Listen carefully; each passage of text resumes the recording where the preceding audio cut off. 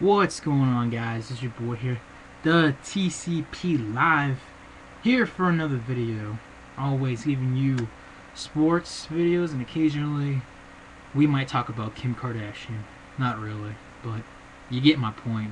Some entertainment for shits and giggles.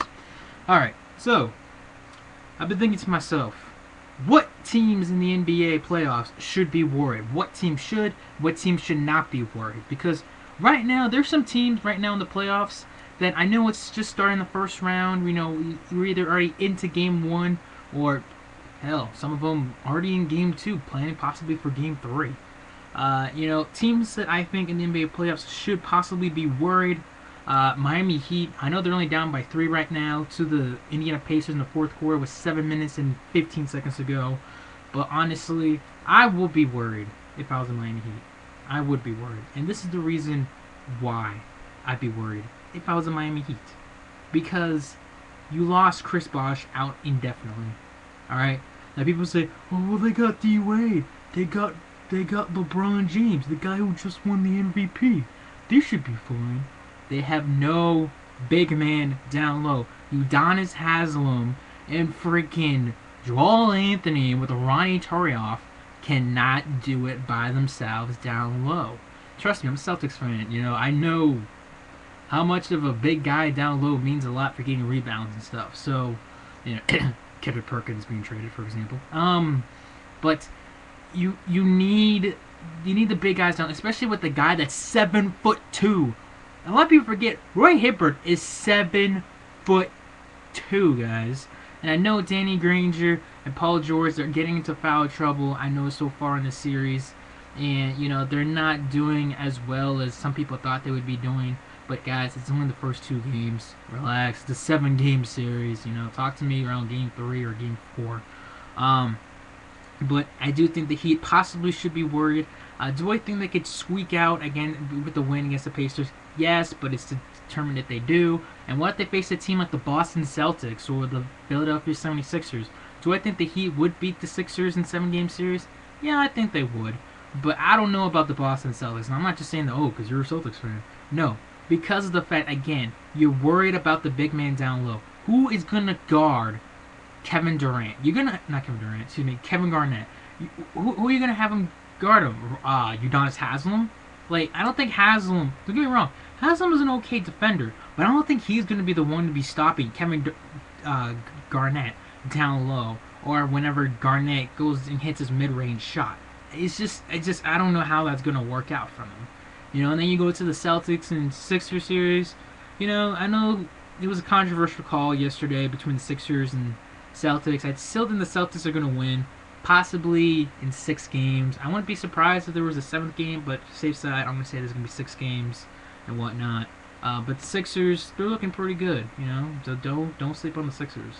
Then you have the Spurs and Clippers. I'm sorry, but the Clippers, I think, are done. And the reason why I'm saying this, you have a 75 to 80% Blake Griffin, which, if you guys know me, all I say is, this guy dunks. All he does is dunk and get rebounds. That's all he does. Dunk and rebounds. That's all he does. Doesn't have a mid-range shot.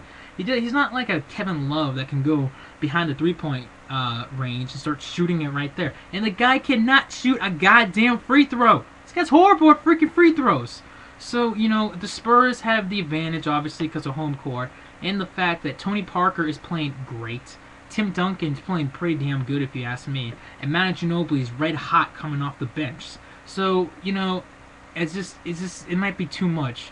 The Clippers are one of those teams that if one team struggles, the rest of the team struggles. And that's what the Clippers are with Chris Paul. If Chris Paul does not perform well, the Clippers lose. If he performs well, the Clippers are in the game, they have a shot, and possibly could squeak in a win. I say the Spurs will probably win in about 5 to 6 games. I highly doubt there's going to be a game. If it is a game 7, I will be shocked if there's a freaking game 7. I'm not going to lie. So, but hey, it's the NBA playoffs. Anything can happen. And last but not least, the Lakers and the Thunder. And the Lakers, oh my God, did they look bad last night? I'm sorry if you're a Lakers fan. You got to know, last night's game was just pathetic. But Again, the Lakers. No one expected the Lakers to go to the NBA Finals, or at least the Western Conference Finals. The Thunder are a legit scary team, and yes, you're not always gonna have Durant, Westbrook, Harden just shoot it up there and make every single shot they had, because they were just like picture perfect practically when it came to shooting. But this is a very good defensive team with Ibaka. Perkins, I know, is banged up, but when he's healthy, it's hard to find any other centers that are good defensively other than guys like Dwight Howard and Andrew Bynum, guys like that. But this is a good, scary team, the Thunder, and of course you can't forget about the sixth man of the year, like I said, James Harden, scary three-point shooter and whatnot. Lakers, all it is really Kobe, Gasol. I mean, Gasol is off and on. One day Gasol has a good game, the next he struggles. Bynum, he just seems like he's having a hard time down low with guys like Ibaka and Perkins. And Collison even had a pretty decent game coming off the bench with Perkins being injured and whatnot. So, anywho, that's my thoughts of who should be worried, who should not be worried in the NBA playoffs. Remember, it's the playoffs; anything can happen. So anyway, guys, that's it for me. The TCP Live. Subscribe up above if you haven't. Leave a comment down below if you want. Hell, make a video response if you want. Anyway, that's it for me. Have a good night, everybody. Later.